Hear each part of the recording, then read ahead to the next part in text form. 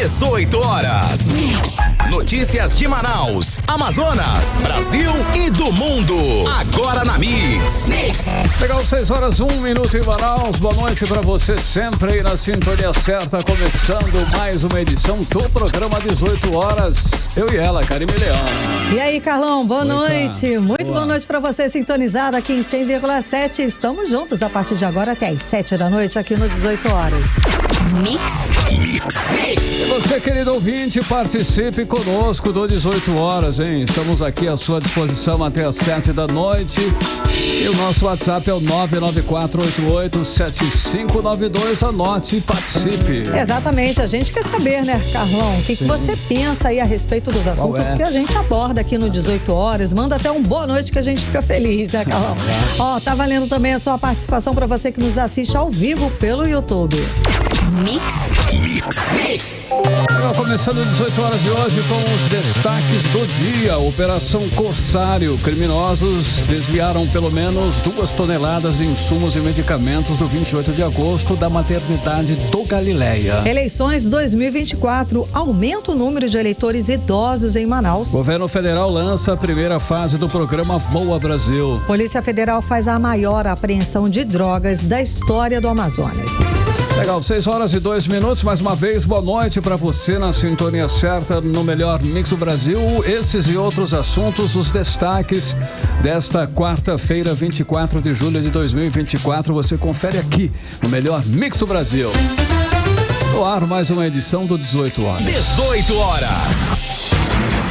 Olha, no meio do caos, né, na saúde pública, no meio da crise na saúde pública do Amazonas, o governo do estado divulgou a convocação para fechar contrato de gestão com uma organização social para o gerenciamento, operacionalização e execução das ações de saúde do Hospital e Pronto-Socorro 28 de agosto e também do Instituto da Mulher Dona Lindu, Karine. Carlão, e vai ser um contrato bilionário, tá? O limite máximo de orçamento previsto no edital é de 2 bilhões e 44 milhões de reais, que devem ser repassados para a organização social no período de 60 meses. Isso representa 34 milhões de reais por mês. Entre outros pontos, o contrato prevê que a organização deve se responsabilizar por todos os gastos, encargos e obrigações comerciais, sociais, tributárias, trabalhistas e também previdenciários. E que tem mais detalhes a respeito dessa convocação de uma organização social para gerir o Pronto-Socorro 28 de agosto, o Instituto da Mulher Dona Lindu, é a repórter Odiné Araújo. Vamos acompanhar. O governo do Amazonas ainda não desistiu de entregar os hospitais públicos do estado nas mãos de organizações sociais, apesar de várias polêmicas e denúncias envolvendo essas organizações. A mais recente aconteceu no fim de semana, quando servidores da saúde do Hospital Regional de Lábrea paralisaram os trabalhos em protesto contra o atraso de 3 meses nos salários, além da falta de medicamentos básicos e insumos para que o hospital funcione. E tudo isso foi comprovado em fiscalização do Ministério Público ao hospital. O Hospital de Lábrea é administrado pela OS Positiva, que já esteve envolvida em casos de irregularidades e corrupção em outros estados, como no Rio de Janeiro. A OS Positiva já foi pleiteada pelo governo para gerir o Hospital e Pronto-Socorro 28 de agosto e o Instituto Dona Lindu aqui em Manaus, mas diante de pressão, o governo voltou atrás, porém levou essa OS para Lábrea. O governo do Amazonas, no entanto, não desistiu de entregar a direção do 28 de agosto e do Dona Lindu nas mãos de uma organização social. A Secretaria de Saúde do Estado agora divulgou convocação para firmar contrato de gestão com a organização social para o gerenciamento, operacionalização e execução das ações de saúde nessas 2 unidades coordenadas pelo governo do estado. Segundo o deputado estadual Wilker Barreto, da Comissão de Saúde da Assembleia Legislativa do Amazonas, o modelo de OS é um sistema danoso ao dinheiro público pela falta de transparência. E outra coisa, eles vêm para o Amazonas e nós é que temos que usar o dinheiro do povo como capital de giro. Olha, se eu vou aportar 10 milhões de reais, por que eu não passei isso para a antiga direção para pagar as dívidas? Se fosse para pelo menos usar o dinheiro deles, mas eles vêm para cá para usar o nosso recurso certo? De forma duvidosa, está aí a situação, atraso de salário, serviços precários. Qual é a expertise que eles têm para justificar nós mudarmos a matriz da saúde do Amazonas para a OS? De acordo com o edital da Secretaria de Saúde do Estado, o limite máximo de orçamento previsto para a realização das atividades e serviços pela organização social é de mais de 2 bilhões de reais em 5 anos, ou aproximadamente 34 milhões de reais. As organizações sociais interessadas no 28 de agosto e na maternidade Dona Lindu têm até o dia 29 de agosto para apresentarem propostas. No final do ano passado, o Tribunal de Contas da União realizou o levantamento de auditoria sobre a participação das organizações sociais nos serviços assistenciais do SUS. O objetivo foi levantar informações sobre essas entidades para conhecer as formas de atuação no SUS e identificar os principais riscos envolvidos no processo. Odneia Araújo para o 18 horas. Você está ouvindo 18 horas. Complicado, hein, Carlão? Muito complicado, tá? Porque contratar uma organização social para atuar na área da saúde é um grande problema, mas já é um problema no Brasil, tá? Sim, já tem exemplos e exemplos disso. Pronto, exatamente. Não é novidade para ninguém, gente. Quase todas estão envolvidas aí em grandes escândalos de corrupção. Vários presidentes de OS, inclusive, já foram presos pela Polícia Federal por corrupção, desvio de dinheiro e tudo mais. Até o governador do Rio de Janeiro, o Cláudio Castro, ele já foi acusado de receber propina de organizações sociais que atuam na área da saúde. E aqui no Amazonas nós temos exemplo recente, inclusive, de que as organizações sociais não resolvem o problema.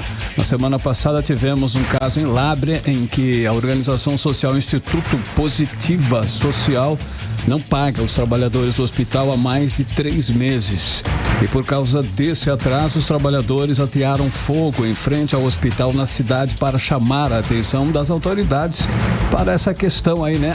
Salários atrasados. Exato, inclusive a repórter Odneia Araújo abordou o assunto na matéria dela. O fato, né, Carlão, é que o sistema de saúde aqui do Amazonas já está destruído, a gente já sabe. Faltam medicamentos, material hospitalar, insumos cirúrgicos, faltam médicos, gente, falta tudo, tá? E por outro lado, temos aí frequentemente investigações revelando desvios de tudo, de medicamentos, de insumos, além do superfaturamento em contratos de serviços dos hospitais. O sistema de saúde do estado do Amazonas virou alvo agora das organizações criminosas que desviam dinheiro público e deixam a população que precisa dos hospitais desamparada totalmente, sem acesso a um atendimento digno. E pode piorar ainda mais a situação da saúde agora, né? Com a organização social aqui no estado, Carlão. Pois é. Melhorar. Contratar uma organização social para administrar logo 28 de agosto, gente, a instituição da mulher Dona Lindu, como eu disse, pode complicar ainda mais a situação da saúde pública do estado do Amazonas, que já é caso de polícia. Mix. Olha, ainda sobre essa roubalheira na saúde, hoje a Polícia Civil divulgou detalhes da prisão de 2 pessoas acusadas de desviar medicamentos e insumos do Hospital 28 de Agosto. Hein? Exatamente, Carlão. A gente tratou sobre esse assunto ontem com a repórter Nathalie Moraes, que volta a falar com a gente ao vivo. Ela que acompanhou a coletiva da polícia explicando os detalhes dessa operação. Boa noite, Nathalie. Então, a polícia divulgou o nome dos envolvidos nesse esquema. Ontem nós sabíamos que duas pessoas foram presas, mas a polícia não tinha divulgado os nomes dessas pessoas, não é isso? Boa noite, Nathalie. Boa noite, Karime. Boa noite, Carlão. Boa noite, ouvintes do programa 18 horas. Então, Karime, durante a entrevista coletiva, né, que aconteceu na tarde de hoje, na sede da Delegacia Geral da Polícia Civil aqui do Amazonas, a polícia, né, deu os desdobramentos dessa segunda fase da Operação Corsário, mas os nomes dos funcionários em si não foram divulgados, tá? A polícia falou desde o início das investigações e deu os detalhes de como toda essa história desenrolou. Ainda em abril desse ano, né, um motorista do Hospital e Pronto-Socorro 28 de Agosto, um motorista de ambulância, ele foi preso porque ele furtava os medicamentos e os insumos e entregava para os seus comparsas, 2 empresários. E aí, Karime, né, as investigações mostraram que esses empresários, eles eram as pessoas responsáveis por vender esses medicamentos abaixo abaixo do preço de mercado, aqui em Manaus e também nos municípios do interior do estado.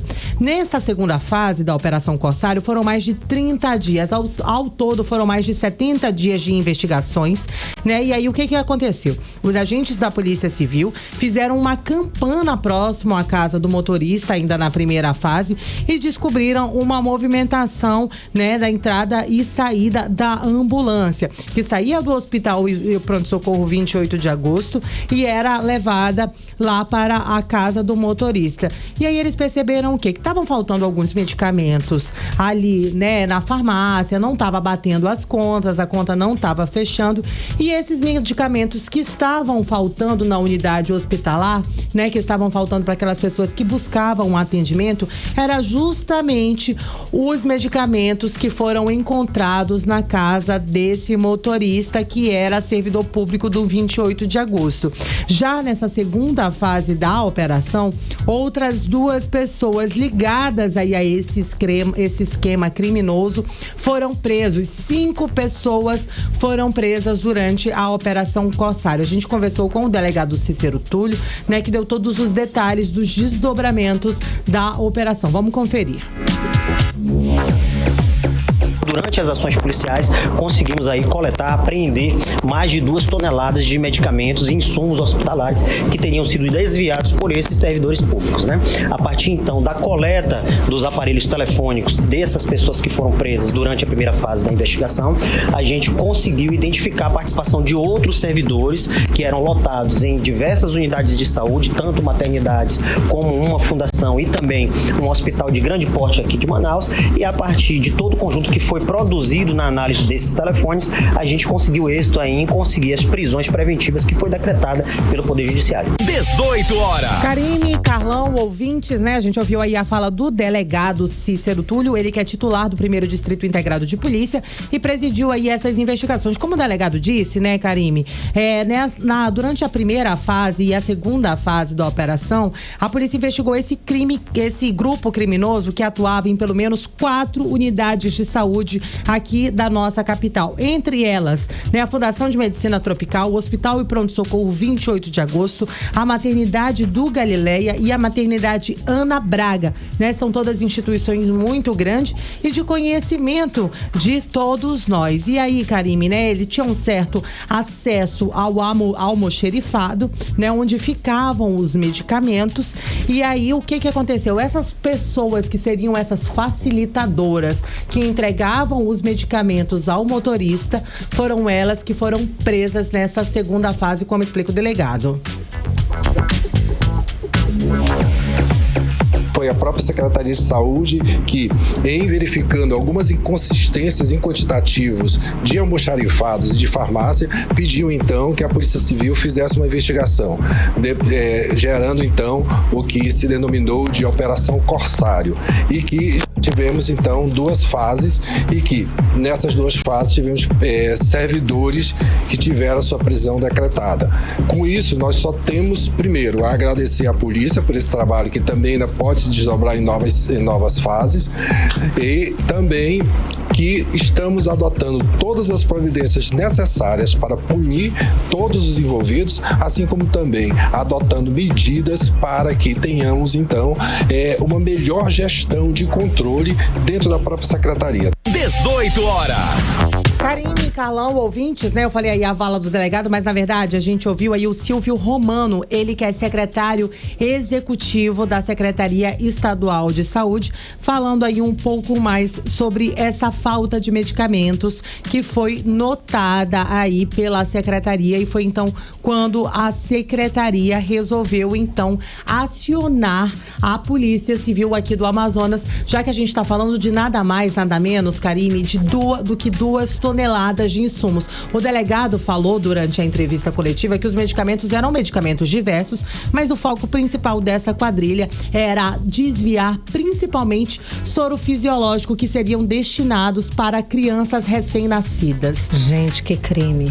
E aí, Karime, né, ainda na tarde de hoje, depois de toda essa confusão, depois das informações serem divulgadas na entrevista coletiva, os servidores do Hospital e Pronto-Socorro 28 de agosto e também do Instituto da Mulher Dona Lindu paralisaram o trânsito. Eles realmente fecharam o trânsito aqui na Avenida Amaro Ipiranga, antiga Recife, né? Cobrando o quê, Karime? Nada mais, nada menos que 5 meses de salários atrasados. Claro, a gente sabe que muitas vezes isso traz um prejuízo, uma dor de cabeça para quem tá tentando chegar em casa, para quem tá preso ali no trânsito, mas essas pessoas realmente precisam receber pelos seus salários, né, Karime? A gente separou um trechinho dele chamando a atenção da sociedade para toda essa situação. Vamos conferir.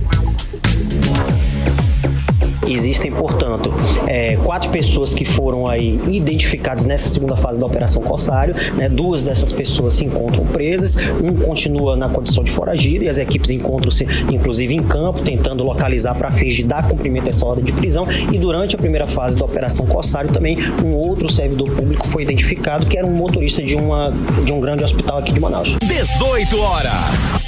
Karime e Carlão, ouvintes, né? A gente ouviu aí a fala, na verdade, do delegado Cícero Túlio, falando sobre a prisão desse motorista da ambulância que atuava no Hospital e Pronto-Socorro 28 de agosto. Mas agora a gente vai conferir um trecho da manifestação dos servidores da saúde, né? Que foi realizada no finzinho da tarde de hoje, em frente ao Hospital 28 de agosto. Vamos conferir.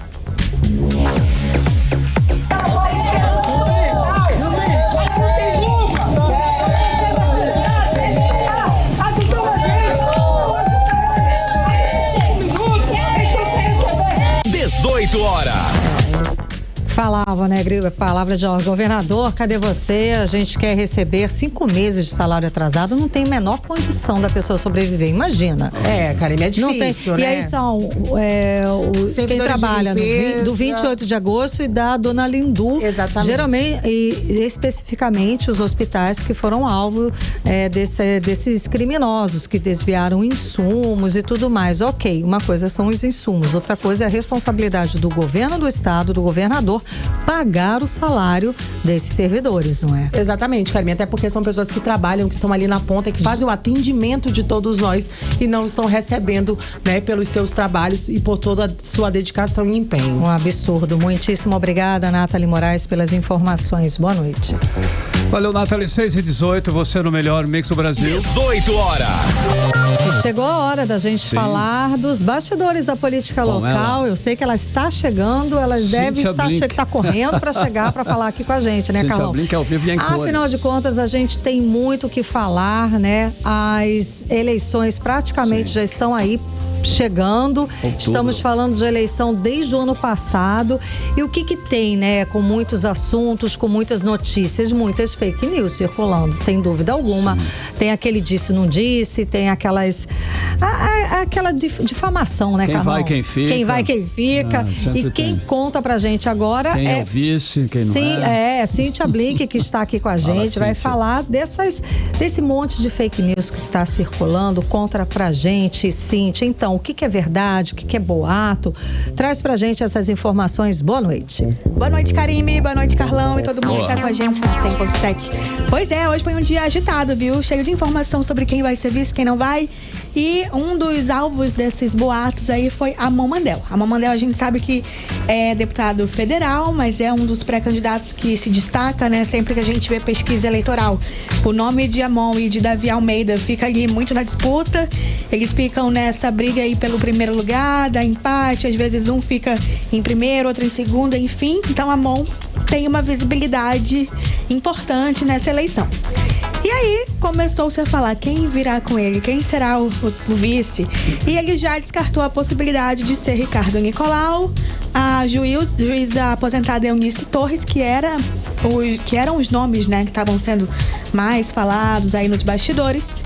E aí vieram outros nomes. De onde? Que fonte que é? Não sei. Veio de portais que publicaram e começou a circular. Um dos nomes foi da vereadora Iomara Lins.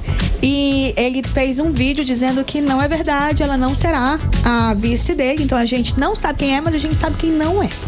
Então, não é alguma coisa. Iomara Lins, que é vice-presidente da Câmara Municipal de Manaus. Não é também Roberto Cidade. Olha só o que estava rolando, né? Que Roberto Cidade poderia ser vice de Amon Mandel. Ou seja, sairia uma pré-candidatura. A gente já viu a pré-candidatura de Maria do Carmo não acontecer, né? Ela passou ali a ser vice de Alberto Neto, que é o pré-candidato do PL. E aí falou-se também de Roberto Cidade se unir a Amon Mandel. Na verdade, o dia começou com essa, viu? O que seria muito forte. Mas aí Amon veio a público, fez um stories lá dizendo que não é verdade também, que haja conversa entre ele e Roberto sobre isso. Mas assim, Amon é alguém que a gente já viu falando isso aqui é isso, e daí no final não era mais. Então, a resposta final teremos só quando a convenção acontecer. Porque não sei o quanto dá pra confiar na palavra do Amon. O que mais a gente teve de bastidor, de gente falando assim? A gente ainda não tem o nome para Marcelo Ramos, porque como saiu o nome da que virou vereadora, a Wanda Litoto, eu fui perguntar, e aí, querido? Se não é, quem será? E ele falou, olha, essa é a pergunta do milhão, né? Essa é a pergunta do milhão de todo mundo, na verdade. Porque a gente também não tem o nome para Davi Almeida, tá ali entre Chádia Frache e Renato Júnior, mas não tá batido o martelo. Pode não ser, né? Pode não ser até nenhum desses dois nomes. Eu acho que é como você já falou aqui pra gente, Blink. Eu acho que não divulgaram porque simplesmente eles não têm ainda. Eu acho que eles não sabem, né? Porque é um cálculo ainda não importante. Sim, gente, imagina. É a diferença de uma eleição. A é união o vice. de Amon com Cidade, por exemplo, seria uma bomba, né?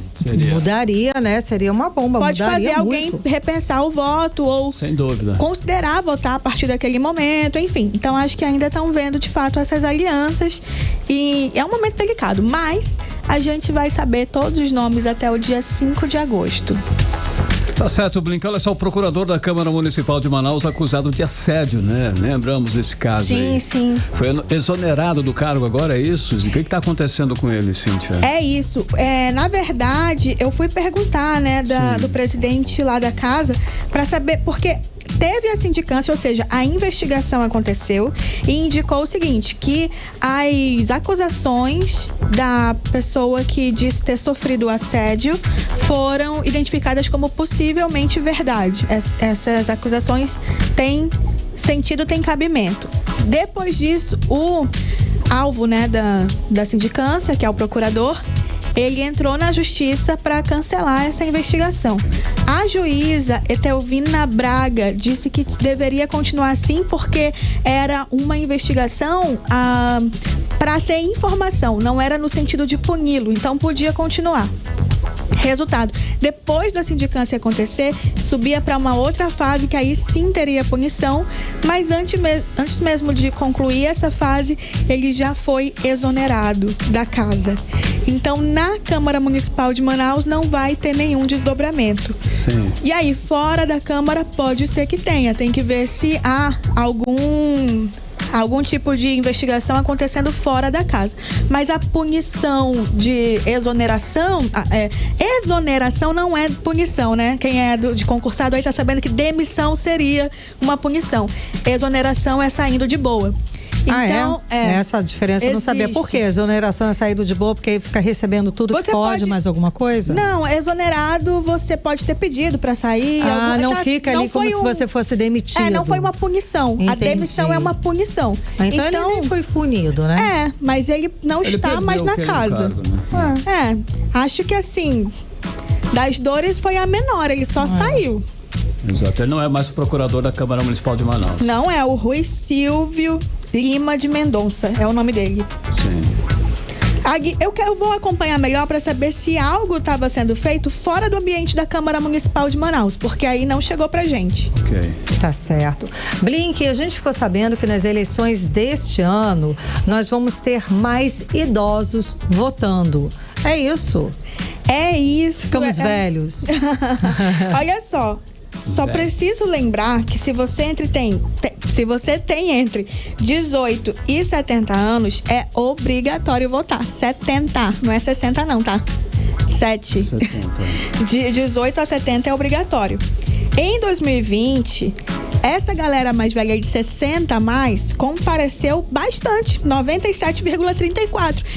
A partir dos 70 é facultativo, mas mesmo a galera do facultativo tá fazendo questão de votar. Acho uma boa. Aí em Manaus o número é de 160 mil e um tantinho. Isso significa que aumentou, porque em 2020, que foi a última eleição para municipal, era de 158. Então teve uma subida aí dessa população de pouquinho mais de 20%. Então estamos sim, Karime, mais velhos. Mas se mantiver esse comparecimento que aconteceu em 2020, de quase 100%, isso não vai deixar menos gente indo às urnas, né? Pelo menos pelo comportamento que se apresenta, se mantiver, a gente vai ter o voto mesmo de quem é facultativo. A galera faz questão de votar. Isso é muito interessante, eu acho. Verdade. Cíntia, o Ministério Público passou agora a investigar os 12 milhões de reais que os vereadores destinaram para o Instituto Dr. D. O que aconteceu, Cíntia? Olha, eu vou ter que não ter nenhuma modéstia e dizer que foi furo nosso, viu? Essa história de Dr. D, só lembrando de nada, MP. Então, o que acontece? Chamou a atenção de todo mundo, né? Quando a gente viu tantos vereadores enviando para uma só instituição valores altos, o que totalizou aí 12 milhões em emendas parlamentares para o Instituto Amazonense de Assistência Social e Saúde, Dr. D. E aí o Comitê Amazonas de Combate à Corrupção fez um pedido, a gente também trouxe aqui, né? Solicitando que o Ministério Público acompanhasse. É só para o Ministério Público acompanhar esse dinheiro. A destinação, como que vai chegar, como que vai ser executado, enfim, todo esse processo. Colocar uma lupa nessa situação, porque tá estranho. Assim, pode ser que tá tudo bem e tal, tudo muito pode certo, ser que não, né? Mas que mal tem em olhar. Não, aliás, fiscalizar é o trabalho da MP. Né? Exato, a função seria essa mesmo, então, fiscalizar. Cabe ao MP, o MP se compromete em acompanhar a eventual liberação, a destinação, execução das 20 emendas parlamentares impostas pelo orçamento municipal. A gente está falando de dinheiro público da cidade de Manaus, tá? E essa portaria foi assinada pela Promotoria de Justiça Luizandra Xícharo de Menezes, no dia 23 de abril, conhecido como ontem, mas aí ela foi publicada hoje. Certo. Então eu acho bacana que a gente acompanhe o trabalho do MP nessa situação, até porque a gente trouxe essa história primeiro, mas também ganhou repercussão em muitos ambientes, né? Na imprensa inteira, e fez a gente olhar para as emendas, o que eu acho que também é trabalho nosso como jornalismo e até como cidadão, política. Né? Exatamente. A gente tem que acompanhar, eu acho. Então eu prometo seguir aqui toda a publicação do MP pra gente saber o que eles estão encontrando por lá. Beleza. Muito obrigada, Cíntia. E amanhã eu volto com mais informação pra você. Valeu, Sasso. Boa noite. Até amanhã. 6h29. 18 horas. Olha só, hein? Um estudo coloca o Amazonas entre os 3 estados com mais assassinatos indígenas em 2023. O estudo foi feito pelo Conselho Indigenista Missionário. O relatório leva o nome Violência contra os Povos Indígenas. Carlão, e segundo esse estudo, pelo menos 208 indígenas foram assassinados no Brasil durante o ano passado. Além do Amazonas, Roraima e Mato Grosso do Sul estão também no topo do ranking dos estados com maior número de indígenas assassinados. E quem traz os detalhes pra gente é a repórter Odineia Araújo. Apesar da tentativa do governo federal para reaver a política de atenção aos povos indígenas no Brasil, os números revelam que a violência contra esses povos aumentou 15,5% em 2023 em relação a 2022. Um relatório sobre a violência contra os povos indígenas, publicado nesta segunda-feira pelo CIMI, o Conselho Indigenista Missionário, vinculado à CNBB, Conferência Nacional dos Bispos do Brasil, trouxe a informação de que 208 indígenas foram assassinados em 2023 no país, contra 180 mortos em 2022. Mas o relatório aponta uma subnotificação de violência contra indígenas nos anos anteriores. Mesmo assim, lideranças indígenas dizem que houve pouca melhora de fato no que se refere à pauta indígena. Roraima lidera a lista de violência com 47 indígenas assassinados, seguido de Mato Grosso do Sul com 43 mortos e Amazonas Amazonas, onde 36 indígenas foram assassinados em 2023. Juntos, esses 3 estados somam quase 40% dos homicídios contra indígenas registrados no país no ano passado, segundo o relatório do CIMI. A maioria das vítimas eram homens com idades entre 20 a 59 anos. Foram 179 homens assassinados contra 29 mulheres. Este é o segundo pior resultado registrado desde 2014, quando o Conselho passou a recolher dados oficiais para contabilizar homicídios de indígenas. O número de assassinatos no ano passado é inferior apenas ao registrado em 2020, quando 216 indígenas morreram de forma violenta. A terra Yanomami é um dos alvos recorrentes da ação de garimpeiros ilegais e onde existe um grave contexto de disputa e ameaças à etnia. As terras Yanomami ficam justamente em 2 dos estados que lideram a violência contra os indígenas, Roraima e Amazonas. Odneia Araújo para o 18 horas. Você está ouvindo 18 horas. Olha, Manaus, 6h31. E olhem, a polícia fez a maior apreensão de drogas da história do Amazonas. Foram cerca de 4 toneladas de pasta base de cocaína que a polícia apreendeu hoje de manhã na fronteira do Brasil com a Colômbia, Karine. Carlão, a ação da Polícia Federal foi em Tabatinga, um município no interior aqui do estado que faz fronteira com a Colômbia. O repórter André Meirelles acompanhou esse assunto e fala aqui ao vivo com a gente a respeito desses detalhes. Boa noite, André. Alguém foi preso nessa operação? Muito boa noite, Karime. Boa noite, Carlão. Boa noite a você, ouvinte, que nos acompanha aqui na 100.7. Olha, no momento da ação, 3 pessoas foram presas. Este foi o maior volume de drogas apreendidos pelas forças de segurança, isso em toda a história do Amazonas. Até então, o recorde era de pouco mais de 2 toneladas de cocaína que foram apreendidas aí no Rio Solimões, nas proximidades do município de Codajás, no interior do Amazonas, em maio deste ano, em que a polícia apreendeu também armas, granadas, a lancha blindada e munições. E aí cerca de 4 toneladas de pasta base de cocaína foram apreendidas pela Polícia Federal na manhã desta quarta-feira ali no município de Tabatinga, aqui no interior do Amazonas, que fica localizado exatamente na fronteira do Brasil com a Colômbia, né, onde acontece na maioria das vezes aí essas operações, onde ali predomina o tráfico internacional de drogas. E essa foi a maior apreensão aí de drogas da história do estado, segundo a Polícia Federal. Inclusive, os entorpecentes, eles foram encontrados pelos agentes da Polícia Federal na comunidade Vila Nova, que fica na zona rural de Tabatinga, né? Essa localidade é isolada, inclusive de difícil acesso. Foi, segundo informações da Polícia Federal aí, por isso que é um local que é utilizado aí para a atuação do crime organizado. A região, né, faz parte aí da chamada Rota do Rio, né? Um conhecido ponto de escoamento de drogas para todo o Brasil. De acordo com a polícia, parte da droga estava escondida dentro de uma casa de madeira e o restante enterrado nas imediações deste mesmo imóvel, né? No mesmo local também foi apreendido aí um fuzil. E ainda segundo a Polícia Federal, o entorpecente vinha da Colômbia e era armazenado na comunidade Vila Nova, isso para ser transportado aqui para a capital amazonense, de onde seria distribuído aos grandes centros do Brasil, também para fora do país, né? Então foi, como a gente já trouxe aqui em outras vezes, operações da polícia que tem apreendido aí drogas, como também a Operação Rota Rio, onde foram, né, pessoas inclusive presas aí em envolvimento do tráfico de drogas, onde drogas que vinham de outros países, como da Colômbia, chegava aqui do Amazonas e daqui do Amazonas seria distribuídos para outros estados, como também no Rio de Janeiro. A gente já trouxe inclusive esta informação e mais uma vez outra operação da Polícia Federal, onde conseguiu apreender aí, né, 4 toneladas de entorpecentes aí, 4 toneladas de maior da história drogas, do estado. Maior da história até o momento. Até então, como a gente falou, né, foi em maio deste ano. 4 toneladas, agora 4 aí, representando também prejuízo para o crime organizado, Karime Carlão. Muito obrigada pelas informações, André Meirelles. Valeu, André. Agora 6h35, você no melhor Mix do Brasil. Continue aí 100,7. Daqui a pouquinho, às 18 horas, você vai conferir. O governo federal lançou hoje o programa Voa Brasil, com passagens aéreas mais baratas. É o nosso assunto em instantes. Já aqui. 18 horas.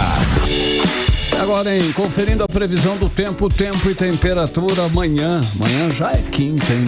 Tempo e temperatura, Karime Leal. Previsão do tempo. Para esta quinta-feira, segundo informações do Climatempo, a previsão é de sol e aumento de nuvens de manhã. Está previsto pancadas de chuva à tarde. À noite o tempo fica aberto. A mínima prevista 25 graus, a máxima pode chegar a 35 graus. As chances de chuva são de 5%. A umidade relativa do ar fica entre 49% e 83%. Mix. O nosso Rio Negro baixou 8 centímetros de ontem para hoje, intensificando assim o processo de vazante. Até ontem o nível do Rio Negro estava baixando 7 centímetros desde o dia 9. Na manhã de hoje o nível do rio no Porto de Manaus era de 25 metros e 71 centímetros acima do nível do mar. Agora 6h36, você no melhor Mix do Brasil. Mix. Olha só, o governador Wilson Lima anunciou hoje medidas para conter os efeitos da estiagem na indústria e no comércio do Amazonas. Segundo as previsões, a gente deve enfrentar, uma estiagem igual ou pior que a do ano passado, que foi a pior da história e pelo que tudo indica, né, Karine? Carlão, esse ano já vai superar, eu acho que com certeza vai ser pior do que o ano passado. A repórter Nathalie Moraes acompanhou esse anúncio e traz os detalhes pra gente ao vivo. Vamos voltar a falar com Nathalie Moraes. Boa noite novamente, Nathalie. Então, o governador anunciou o parcelamento em 2 vezes dos impostos para a indústria e para o comércio, não é isso? Boa noite mais uma vez. Mais uma vez, boa noite, Karime, boa noite, Carlão, boa noite, ouvintes do programa 18 horas. Então, Karime, Carlão, realmente é tudo para tentar evitar o quê? O desabastecimento aqui na nossa região. A gente sabe que no ano passado, em 2023, durante a estiagem, durante a seca, a gente chegou a sofrer com a elevação de muitos produtos e até mesmo a falta de produtos essenciais para a nossa sobrevivência, como frango, né? São produtos alimentícios que não dá para deixar de ter na mesa. E aí o que acontece? Essas medidas fiscais e essas ações judiciais vêm agora para fortalecer tanto a indústria quanto o comércio e os serviços, minimizando os impactos dessa seca que promete ser aí a maior da história. O objetivo é garantir a competitividade desses setores, né? E devido às dificuldades logísticas aqui da nossa região, principalmente quando a gente fala de transporte de produtos, por que a dificuldade? Porque os nossos rios, né, estão infelizmente, Karime, secando a cada dia mais, e os nossos rios são as nossas estradas, e a gente sabe com a dificuldade pra gente receber os produtos e pra gente escoar as nossas mercadorias o quanto antes as nossas autoridades conseguirem fazer a dragagem dos rios, fazer a ação, porque só no papo não adianta, né, exatamente, gente? E tudo só na conversa, só no comitê de crise não adianta, tem que agir. Cadê a dragagem dos rios? Bom, vamos lá. E aí, Karime, toda essa situação deve ajudar a otimizar. E aí a arrecadação dos tributos, como o Imposto de Renda sobre Circulação de Mercadorias e Serviços, o ICMS, já atinge, a gente sabe, os nossos rios aqui da nossa região, e aí todas essas ações devem ajudar nesses pontos, como explicou aí o governador Wilson Lima durante a entrevista coletiva. Então isso é importante porque o comércio e a indústria tem o capital de giro, né?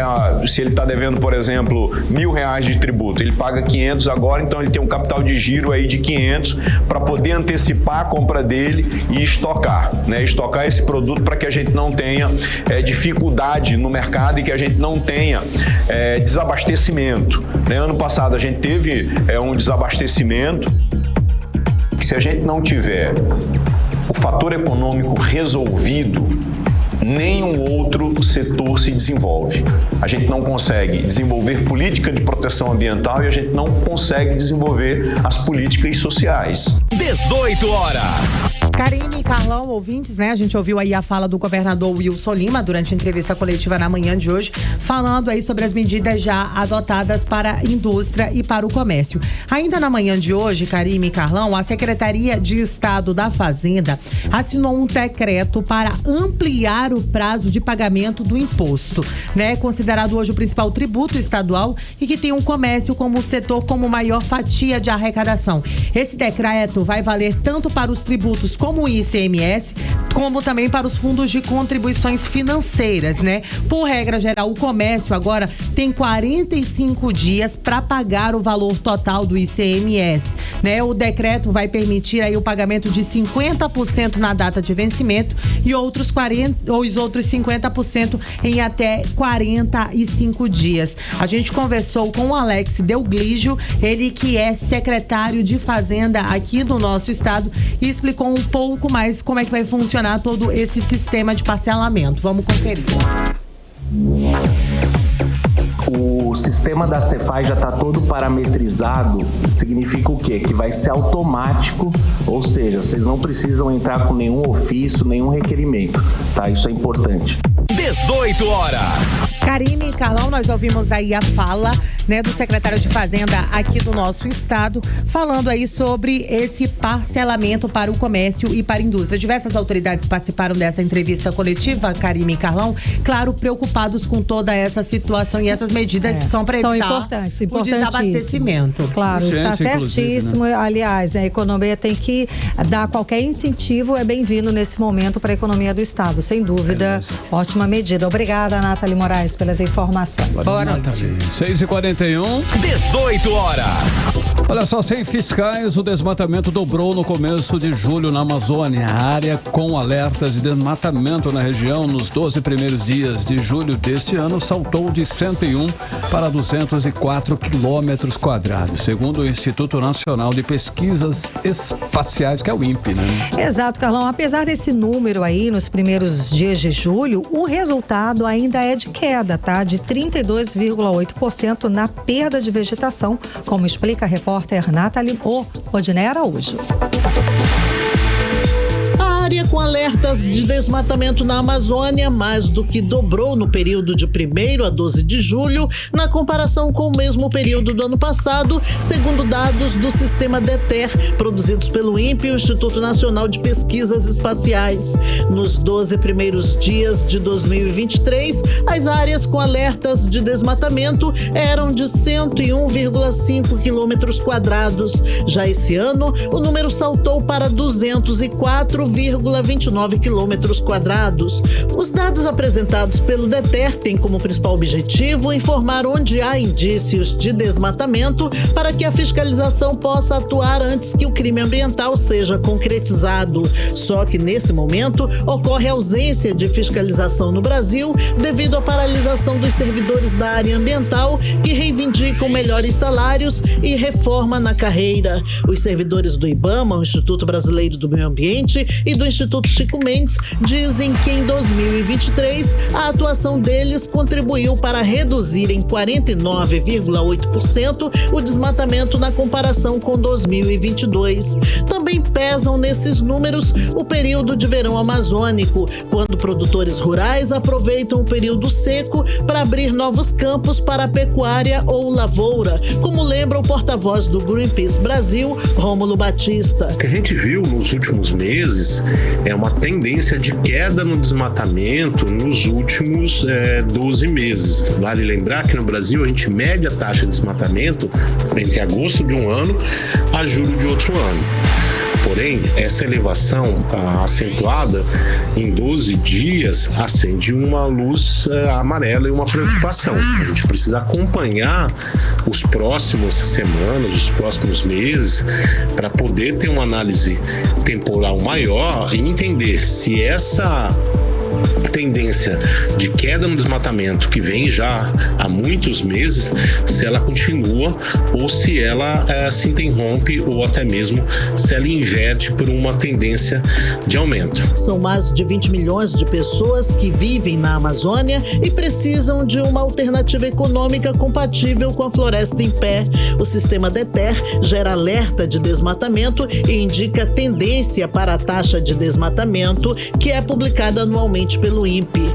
Apesar da disparada nos primeiros dias de julho, no ano, o resultado ainda é de uma retração na perda de vegetação de 32,8%, segundo Rômulo Batista, porta-voz do Greenpeace Brasil. A gente está agora no início do verão amazônico e os meses de agosto, setembro e outubro são sempre caracterizados por um aumento, infelizmente, do desmatamento, porque como a gente está na época mais seca, facilita o acesso aos lugares. É importante que a fiscalização e controle aconteça para coibir esse desmatamento, mas também que o governo invista em novas formas de produção que sejam compatíveis com a floresta em pé, trazendo assim, além de uma justiça ambiental, também uma justiça social para as pessoas, né? Odinei Araújo para o 18 horas. Você está ouvindo 18 horas. Agora em Manaus, 6 horas e 45 minutos. Vamos para Brasília, Carlos. Bora, Brasília. Bora falar com o nosso correspondente, o jornalista Carlos Eduardo Matos. Cadu, boa noite, Cadu. E parece que o programa Voa Brasil finalmente vai sair do papel. A gente tanto que tem falado dele aqui. Pois é, jura? Pelo menos o programa foi lançado hoje pelo governo federal. Mas o que todo mundo quer saber, né? Quando é que o público, o povão, vai poder começar a viajar com passagens aí mais baratas? Cadu, boa noite, conta pra gente. Alô, Cadu. Cadu, nos escuta, Cadu? A gente teve um probleminha. Vamos conectar novamente o Cadu daqui a pouquinho, mas enquanto isso, Carlão, vamos falar de queimadas aqui na região, né? Que foram registradas em apenas 24 horas 70 focos de incêndios no município de Manicoré, no sul do estado. Os dados são da última segunda-feira, dia 22, e foram consolidados pelo Corpo de Bombeiros do Amazonas. A boa notícia é que não teve registro de vítima. Vamos acompanhar mais a respeito com o repórter André Meirelles. 1.600 focos de incêndios já foram combatidos no interior do Amazonas desde o início da Operação Aceiro, no período de 3 de junho a 22 de julho deste ano. Nas últimas 24 horas, 70 focos de incêndios foram registrados em Manicoré, no sul do estado. Na manhã desta quarta-feira, os comandantes da Operação Aceiro se reuniram para traçar estratégias de combate ao incêndio nos municípios do estado, começando por Manicoré, como explica o comandante-geral do Corpo de Bombeiros Militar do Amazonas, Coronel Alexandre. Nós iremos movimentar a tropa para apoiar o Maiquió em Manicoré, certo? Essa tropa deverá ir acompanhada de uma viatura, mais uma viatura para atender esse município, essa região de Manicoré. Na ação em Manicoré, não houve vítimas. Equipes de bombeiro e brigadistas de incêndio foram enviados para municípios do chamado Arco do Fogo, no Amazonas. Já em relação a ações nos 62 municípios do estado, o Tribunal de Contas do Amazonas emitiu um alerta aos gestores para priorizar ações governamentais no combate a queimadas urbanas e enfrentar os efeitos da vazante extrema que ameaçam a saúde pública, o meio ambiente e a qualidade do ar. Entre as principais recomendações estão ações imediatas para mitigação de riscos, a implementação de planos de ação de educação ambiental em escolas e instituições públicas e a criação de comitês municipais e prevenção e combate a queimadas em articulação com a Defesa Civil, entre outras. André Meirelles para o 18 horas. Você está ouvindo 18 horas. Agora sim, vamos falar com Brasília, com o jornalista Carlos Eduardo Matos, que tem os detalhes a respeito do programa do governo federal Voa Brasil, que foi lançado hoje à tarde. E aí, Cadu, a gente já tem uma previsão aí de data, quando essa primeira fase, quando essas pessoas vão poder viajar com passagens mais baratas? Boa noite, Cadu. Realmente. Acho que caiu de novo a nossa ligação com o Cadu, não tem problema não. Carlão, enquanto isso, Carlão, vamos lá de indicadores econômicos? Agora são 6 horas e 49 minutos, você no melhor mix do Brasil. Economia. O dólar dólar fechou o dia em alta de 1,27%, comercializado em R$ 5,65. O euro fechou em queda de 1,17%, cotado aos R$ 6,13. O Bitcoin fechou valorizado em 1,72%, comercializado aos 373.225 reais. Para 6h50, você no melhor mix do Brasil. 18 horas. Já? Estamos tentando Brasília. Então, vamos seguir com os indicadores. O Ibovespa fechou em queda de 0,13% aos 126.511 pontos. E a Associação Brasileira Associação Brasileira de Bares e Restaurantes do Amazonas fez uma pesquisa e revelou que em maio, gente, 64% dos bares e restaurantes aqui no Amazonas não conseguiram lucro. E boa parte, olha isso, 25% registraram até prejuízo. Vamos agora então para Brasília. Cadu, você nos escuta, Cadu? Agora boa sim, noite. Cadu. Sim, Cadime, boa noite, minha querida. Agora sim. Queridão, então explica pra gente aí o lançamento da primeira fase do programa Voa Brasil do governo federal, que foi hoje, né, Cadu? Conta pra gente. Isso mesmo, Cadime. Boa noite pra você, minha querida. Boa noite, ouvintes do 18 horas. Boa noite, Carlão. Enfim, né, Cadime, tricolor Voa Brasil, né? Demorou, mas saiu. Desde o ano passado, o governo vinha anunciando o tal Voa Brasil. Foram várias idas e vindas, alguns recuos, né? Mas hoje o Voa Brasil saiu do papel, prometendo passagem aérea a R$200 por trecho, inicialmente aos aposentados do INSS que não viajaram nos últimos 12 meses. Eu digo inicialmente, Karine, porque essa é a primeira fase. O governo promete que lá na frente vai atender aos estudantes do ProUni. Karine, o que foi dito hoje pelo ministro Silvio Costa Filho de Portos e Aeroportos, o governo federal, ele não vai subsidiar as passagens, ou seja, o aposentado paga uma parte e o governo paga o resto. Isso não é verdade, não vai acontecer. O que vai acontecer? As empresas vão incluir os voos comprados por meio do Voa Brasil em sua grade geral de voos e decolagens. O Voa Brasil vai ser uma espécie de plataforma de compra de passagens aéreas criada pelo governo federal exclusivamente para os aposentados. Então, o que vai acontecer? O aposentado vai lá no site do governo, o gov.br, ou acessa lá, procura no Google, e aí já tem aquele cadastro, né? Pede senha, pede o CPF, senha, cumpre os requisitos para ser cadastro prata ou ouro, então tem que ficar atento para isso, né? Que tem vários requisitos que o governo pede para aumentar o score do cadastro, tem que ser prata ou ouro para acessar a plataforma do Voa Brasil. Depois entra no site do Voa Brasil, e que é muito parecido com os das empresas aéreas, da TAM, da Gol. Você coloca lá a data de ida, a data de volta, aí coloca o trecho, enfim, aí ele, em vez de você escolher o destino, aí você vai ver que vai ter a data com que está disponível lá. Esse que é o inverso da coisa, viu, Karine? E, por exemplo, o aposentado quer um trecho Manaus-São Paulo na data do dia 15 de agosto, digamos. Aí vai estar lá dizendo que não vai ter, mas vai ter pro dia 17, vai ter pro dia 19.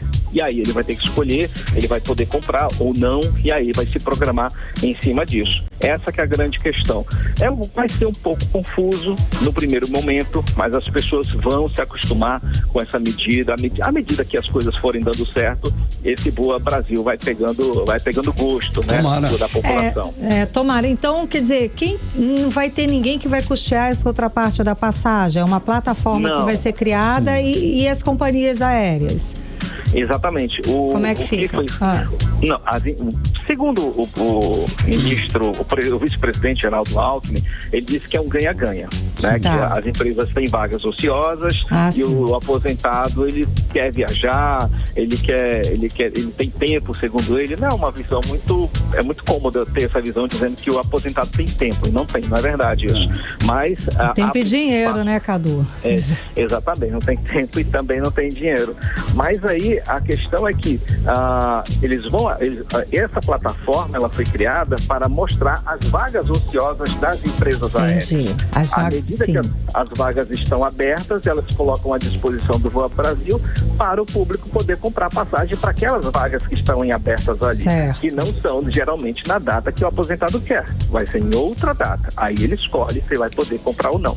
Eu trouxe um áudio que o lançamento foi hoje, né? O ministro Silvio Costa Filho falou algumas coisas importantes sobre o lançamento desse Voa Brasil. Vamos ouvir. Qual é a essência do programa? Incluir mais gente viajando pelo país. No primeiro momento, como tão bem Tomé Franco explicou, a gente está incluindo em torno de 23 milhões de aposentados. Nós estamos ofertando a possibilidade desses aposentados viajarem pelo Brasil. As aéreas já disponibilizaram, no início do programa, já 3 milhões de passagens, e na medida que a demanda for sendo crescente, eu não tenho dúvida que vai haver um envolvimento ainda maior das companhias aéreas no Brasil. O que é que isso significa dizer? Significa dizer que com esse programa, com apenas esses 3 milhões que estão sendo já na origem ofertadas, nós podemos crescer mais de 10% de CPFs na aviação brasileira, que significa incluir na aviação do país um Paraguai na aviação do país, que tem em torno de 3 milhões e poucos de habitantes. Mas, sobretudo, um público de aposentados que tem mais tempo de viajar pelo Brasil. 18 horas. Aí a gente acompanhou a explicação do ministro de Portos, Aeroportos, Silvio Costa Filho. Cadu, vamos ver se dessa vez vai, né? Isso. Mas já está aberto, Cadu, a pergunta, já está aberto lá a plataforma? Já. O aposentado, ele já pode ir lá fazer o cadastro e já procurar isso? Isso que eu ia falar. Certo. Já está aberto a partir de hoje. É a pessoa que pode comprar passagem até 2 trechos por ano, tá? Não é o tempo todo. Então a pessoa tem direito de tirar essa passagem. Acessa lá o gov.br/Voa Brasil, que você coloca o seu CPF, e se você não estiver apto, a pessoa que não estiver apta, o sistema do governo ele aponta na hora. Você não é cadastro prata, você não é cadastro ouro, você não está apto para esse modelo, às vezes você já viajou, e ele aponta lá por meio do seu CPF. Então vale a pena primeiro acessar. Então tá ótimo, Cadu. Muito obrigada pelas informações. Até amanhã. Grande abraço. Valeu, gente. Tchau, tchau. Tchau, tchau. Tchau, tchau. Mix. 18 horas. Esporte. Legal, Giro Esportivo Cid, olha só, a abertura do torneio de futebol masculino das Olimpíadas de Paris foi marcada por uma gafe histórica, hein? Invasão de campo, interrupção da partida e anulação de um gol pelo VAR, com quase 2 horas de atraso. Cid Soares. Tudo super complicado, viu? É uma das primeiras disputas aí das Olimpíadas de Paris. Acabou marcada por uma brecha na segurança e um grande impasse de fato, né? Torcedores invadiram o gramado na reta final do duelo entre Argentina e Marrocos, na primeira rodada do torneio de futebol masculino dos jogos, gerando aí incertezas sobre o encerramento da partida. E essa invasão, Carlão e Karime, ocorreu logo depois dos argentinos empatarem a partida no 16º minuto de acréscimo do segundo tempo, ou seja, já está ali no minuto derradeiro, né? Quase 2 horas após a confusão, o VAR anulou o gol argentino e determinou o recomeço da partida. Olha a loucura isso, cara.